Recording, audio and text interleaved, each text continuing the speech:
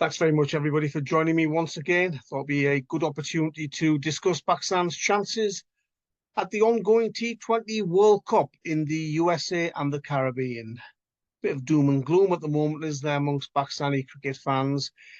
Even the die-hard cricket fans who I know, the die-hard cricket writers who I've known for many years, who have been very supportive of Pakistan cricket, a bit down in the dumps at the moment. They don't think Pakistan have any chance in this World Cup.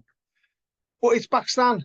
Anything is possible. I know we always say it, they're unpredictable, and you never know what performances they're going to churn out in the USA and Caribbean.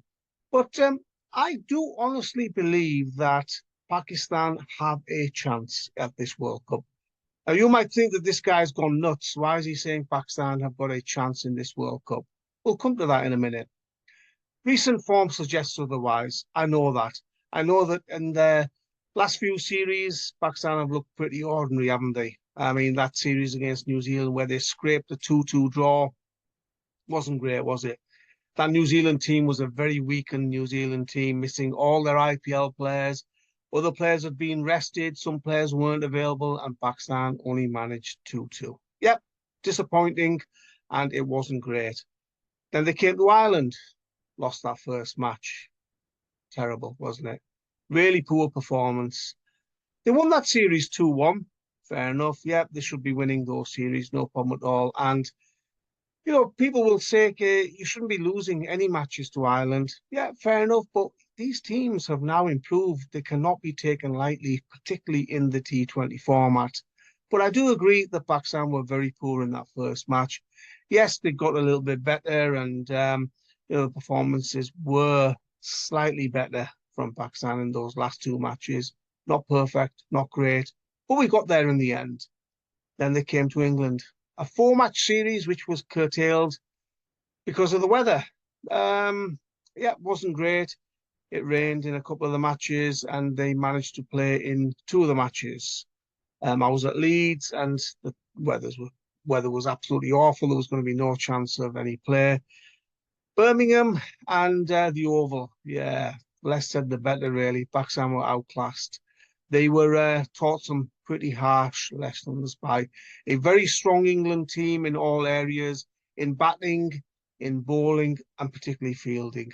You know, I was watching the warm-ups of the England and Pakistan respective teams at Edgbaston, and it was alarming, really, the fitness levels of the England players compared to the Pakistan players.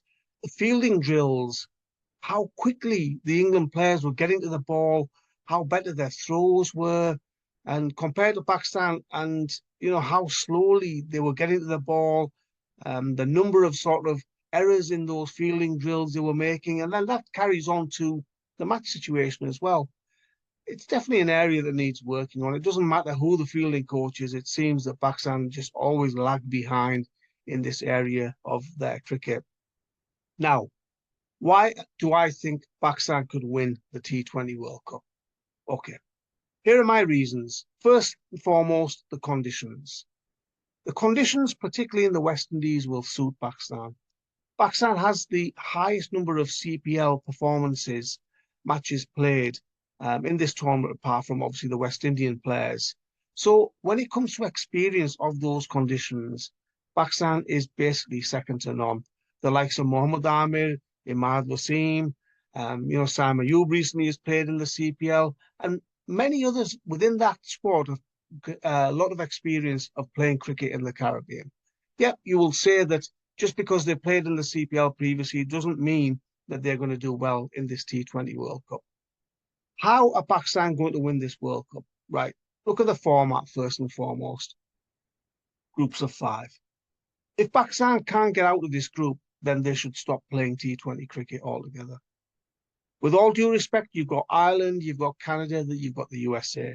Obviously, India, Pakistan are expected to go through. You don't get through that group, then I'm afraid you don't deserve to even be at the T20 World Cup. And I think if they don't get through this group, then Pakistan better make some, arrangements in terms of how they get back to Pakistan and elsewhere, because the fans are not going to be very happy. They'll be waiting for them at that airport. So The brand of cricket Pakistan needs to play, right? We keep hearing this positive intent, this aggression. Doesn't really happen. I don't think Pakistan have got necessarily the players to play that crazy all-out brand of cricket. I've advocated for them to play that aggressive brand of cricket. I've said that they should go out and copy other teams, the way England play, the way India play, the way Australia bat as well. I don't think Pakistan have got the players. Play to your strengths.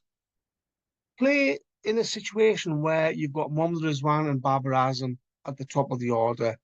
We know they're not Joss Butlers. We know they're not, some of these other Quinton de Kock and these guys. They can't hit the ball like those guys. But they are Pakistan's best two batters in T20 cricket. You need them at the top of the order. Then I think there needs to be a little bit more flexibility. Pakistan have been too rigid. You've got Fakhar Zaman, who is a fantastic batter. Yeah, he's coming at number 4, but he doesn't have to bat at number 4. If the situation commands it, he should come in at number 3. I've got faith in Usman Khan. I think he's a decent batter as well. I don't like the idea of Shadab Khan being sent in at number 4 ahead of the likes of Imad Wasim, ahead of the likes of Iftikhar Ahmed. I think you're throwing a wicket away. Shadab Khan very rarely performs with the bat. Yes, he had a good PSL, but for Pakistan, if you look at his stats, how many times has he batted well for Pakistan in T20 cricket? Very rarely. His current form, his confidence is low at the moment. So I don't see the need of him batting up the order ahead of the likes of Imad Wasim and Iftikhar Ahmed. You've got Iftikhar Ahmed come in at number 5. You've got the flexibility of Imad Wasim can come in at number 6. Push him at number 4 if need be. And then you've got Shadab Khan low down the order. Give Shadab Khan license to go out there and just blast it. If he comes in at number 4 and he's trying to play proper cricketing shots, he's not at his best. He is at his best when he's given license to attack. And I don't feel he's got the confidence at the moment to come in at number 4. Look, Azam Khan, I'm sure he's a nice guy. Everybody who I speak to about Azam Khan say that, yep, he's a nice kid. He might be a nice kid, but I don't think he should be in that Pakistan team. At this moment in time, if Pakistan have got any chance of winning the T20 World Cup, I've just mentioned the top 6 there. You can play another batter in there. You can even get another spinner in there. It gives you additional options by not playing Azam Khan and having Mohammad Rizwan, your best wicket-keeper, your number 1 wicket-keeper behind the stumps. Azam Khan is a liability behind the stumps. Let's be honest about it. Yes, every now and then he might score 30 off 15 balls. He might score 20 off 10 balls. And everybody's, wow, look at Azam Khan. Big hitter, this, that, and the other. What people are forgetting, though, is how poor he is behind the stumps and how many times he actually fails with the bat. So far in international cricket, he has been a major letdown. I don't think he should be in that starting lineup. Your bowling lineup. Pakistan have got amongst the best pacers in the world at the moment in the T20 format. Mohammad Amir, Haris Rauf, Shaheen Shah Afridi, and Naseem Shah. Wickets galore. Go for it. Don't be negative. Don't try and be defensive bowlers. Yes, Mohammad Amir is a different bowler to what he was when I first saw him, and obviously what we saw in the 2009 World Cup when Pakistan won that final at Lords against Sri Lanka. What a fantastic occasion that was. But the other 3 guys, they need to attack. I don't like Naseem Shah when he's defensive. I think Naseem Shah is at his best when he attacks with the ball. Likewise, Shaheen Shah Afridi. Wickets in the early overs can curtail the opposition batting lineup. And I don't care how strong the batting lineup is, you take 3-4 wickets in those first 6-7 overs, you're going to put the opposition under pressure. Doesn't matter whether they bat 1 to 11 or whatever their situation is or what their strengths are. But if you can get early wickets, then attack and continue that attack. The captain as well. Again, if Pakistan are going to win the T20 World Cup, Babar Azam as captain has to have a fantastic World Cup. So far, his captaincy has been below par, I feel, in Pakistan colours. So we talked about the batting and the batting order and what the top 6 should be. I've spoken about who the wicket-keeper should be. I don't think Azam Khan should be in the team. I think you've got spin options. You've got Shadab Khan, you've got Imad Wasim. Unfortunately, Shadab Khan isn't in great form with the ball. You can play Brad Ahmed if you want that additional spin bowling option. But as I say, you can pick another batter. If the guy Ahmed is no mug with the ball, you can get a couple of overs from Simon Ayub as well. This is where the captain comes into it. Think out the box. Plan A, Plan B, Plan C. Babar Azam seems to only have Plan A most of the time. And then when that doesn't work, unfortunately, he seems to be like a rabbit in the headlights. Come on, Babar, you're a better skipper than what you're showing at the moment.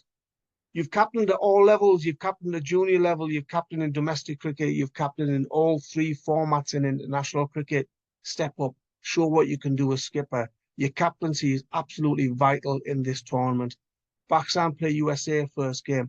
They get off to a good start, then anything is possible. Yes, they've got that big occasion against India, but even if they lose that game, which they shouldn't go in that mindset, but even if they lose that game, they should make the top two. Then you get into the Super 8s, and it's two groups of four, and you just never know. There's a lot of strong teams, but I think if Pakistan play with an attacking mentality, pick that top six, have that floater at number 7, who I've just said, and then you've got your 4 pace bowling options, ample bowling options. Your 4 paces, you've got Shadab, you've got Imad, you've got Iftikhar and Simon Ayub. That is 8 bowling options. That's more than enough. You don't need to play another bowler. You can pick another batter instead of Azam Khan because he can't field in the outfield. And I think putting him behind the stumps is a liability. It's a risk. It reminds me of when Umar Akmal was made wicket keeper back in the day. And yeah, Umar could stop the ball. He was okay. He was fairly athletic. But you knew sooner or later he was going to drop that vital catch on or make a crucial error of a missed run out gathering the ball or a missed stumping. Your keeper has to be on top of his game. It's got to be the best wicket keeper. You're not playing club cricket, you're playing international cricket. I do honestly believe that if Pakistan play at their best and they get their tactics right, their captaincy right, team selection right, they can have a fantastic tournament. I've criticised them recently, but I'll be the first to hold my hands up and praise them if they can win this tournament because I do honestly believe they can win this T20 World Cup. It's going to be tough. They're going to have to play out the skins, but it's achievable. Let's see what happens. Hope you enjoyed the World Cup. Thanks for watching.